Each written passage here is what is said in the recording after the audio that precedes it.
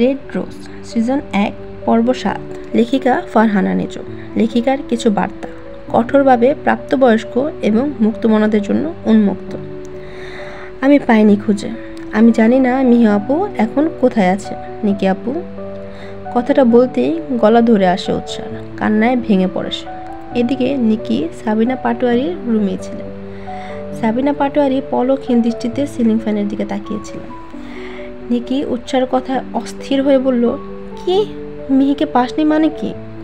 সাবিনা পাটোয়ারির কানে কথাটি ঝংকার তুলল। প্যানিক করতে লাগলেন তিনি। চোখ দুটো উল্টে যাচ্ছে তার, নড়ার চেষ্টা করছে। নিকি উৎসাকে কিছু বলতে যাবে, তার পূর্বেই তার চোখ গেল নিজের ফুপির দিকে। ফুপি! নিকি দৌড়ে সাবিনা পাটোয়ারির কাছে গেল, ফোন বিছানায় রেখে বলল, কি হয়েছে তোমার ফুপি, এমন করছো কেন? উৎসা আঁতকে উঠল। কি হয়েছে তার মায়ের? ঠিক আছে তো? হ্যালো আপু, কি হয়েছে মায়ের? আপু শুনতে পাচ্ছ? হ্যালো আপু। নিকি ব্যস্ত কণ্ঠে রুদ্রকে ডাকলো। ভাইয়া কোথায় তুমি? দেখো না ফুপি কি হয়েছে। সবাই সাবিনা পাটোয়ারির রুমে ছুটে এলো। রুদ্র দ্রুত অ্যাম্বুলেন্সকে কল করে। ওইদিকে উৎসাহ কিছুই বুঝতে পারছে না, কিন্তু যতটা শুনলো তার মাকে হসপিটালে নিয়ে যাওয়া হচ্ছে। উৎসাহ অধৈর্য হয়ে পড়ল। এখানে থাকলে চলবে না, তাকে মায়ের কাছে যেতে হবে। উৎসাহ দ্রুত সিরাতের কাছে বলল তার ফ্লাইট বুক করে দিতে, সে বাংলাদেশে যাবে। সিরাত শুনল উৎসার কথা। সব কিছু রেডি করে দিতেই ঘন্টাখানেকের মধ্যে বাংলাদেশের ফ্লাইট দৌড়ল উৎসাহ। ও হ্যালো ব্রো, বের হ। রিক, হ্যাঁ রিক।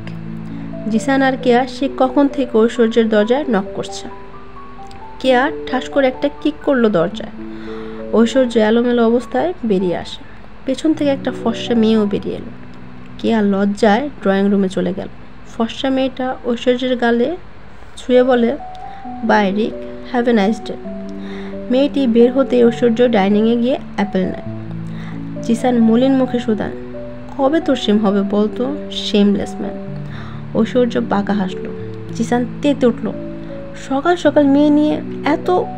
ঐশ্বর্য ভাবলেশীনভাবে জবাব দেয়, I can't control my self. ইয়াক। আচ্ছা এত ইয়াক ইয়াক করিস না তো, চল ড্রয়িংয়ে যাই। ঐশ্বর্য আর জিসান ড্রয়িং রুমে গেল। কেয়া ইতিমধ্যে টিভি অন করেছে।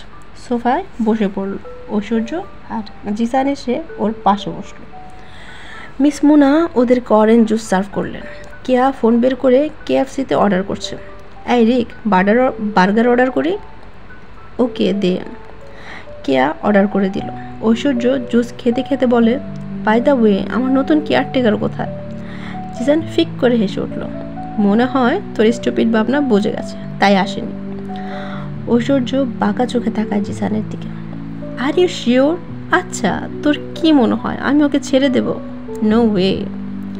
কেয়া ব্রু উঁচিয়ে বলে, কিউট গার্ল কিন্তু খুবই সরল, সো ওকে হার্ট করার কথা ভাববিও না রিক। ঐশ্বর্য চোখ বুজে নিঃশ্বাস টেনে বলে, baby calm down, just fun. No.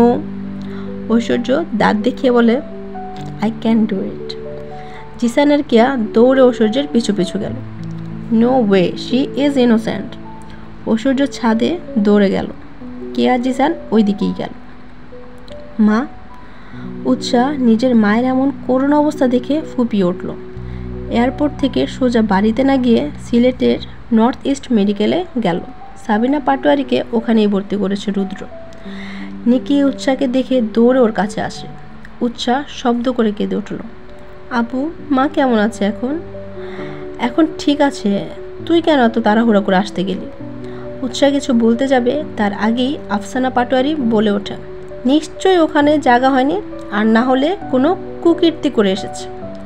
উৎসাহ গর্জে ওঠে, প্লিজ মামি চুপ করো, আমার মায়ের এমন অবস্থা আর তুমি এসব কি বলছো?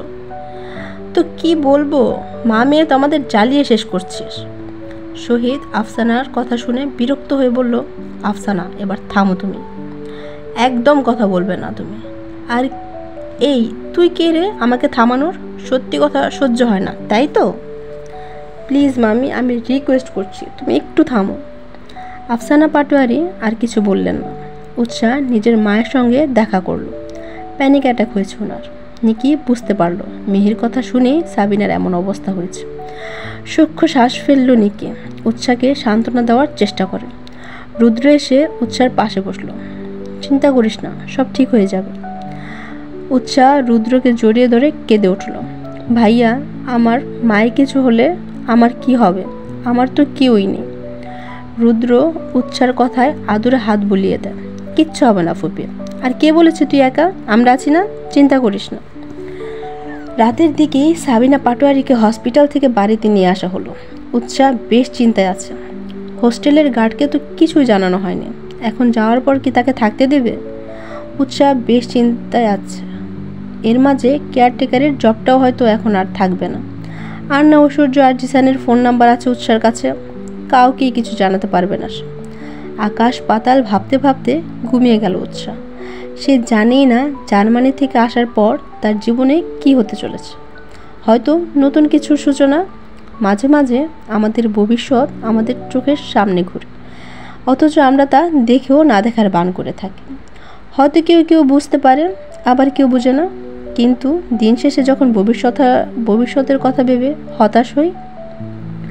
মালয়েশিয়া ট্রিপ শেষে জার্মানিতে ব্যাক করে ঐশ্বর্য, জিসান আর কেয়া। কিন্তু আশ্চর্যের ব্যাপার, এরপর থেকে ঐশ্বর্য উৎসাকে খুঁজছে। তার কোনো খবর নেই। মেয়েটাকে দেখতে পাচ্ছে না সে। ব্যাপারটা কি? মিস বাংলাদেশি তো দেখাই নেই।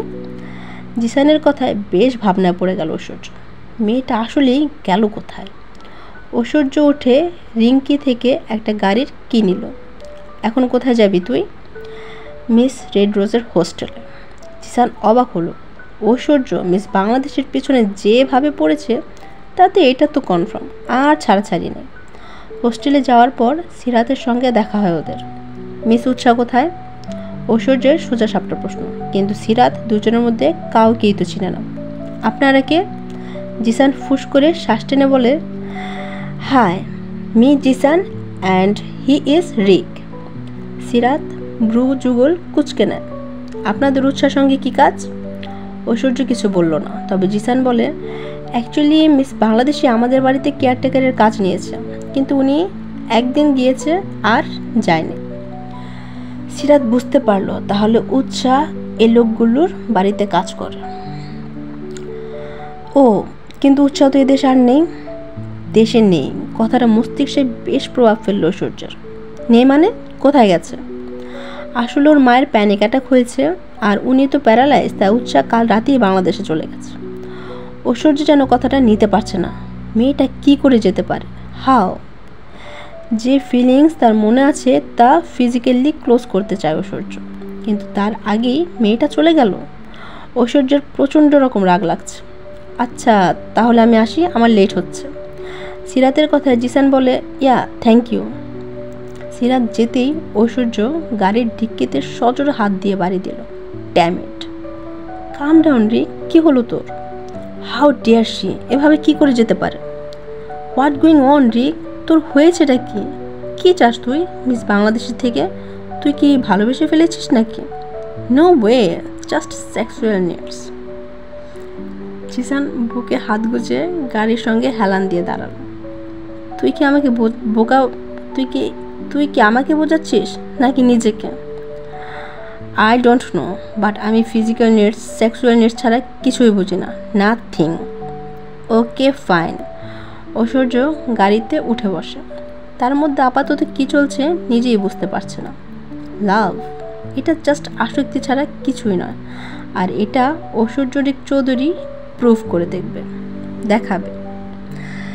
আজ এই পর্যন্তই। আগামীতে আবার আসবো অন্য একটি নতুন এবং রোমাঞ্চকর পর্ব নিয়ে। সবাই ভালো থাকবেন, আর please like, share and do subscribe আমার ছোট্ট উপন্যাসিয়া নিয়ে।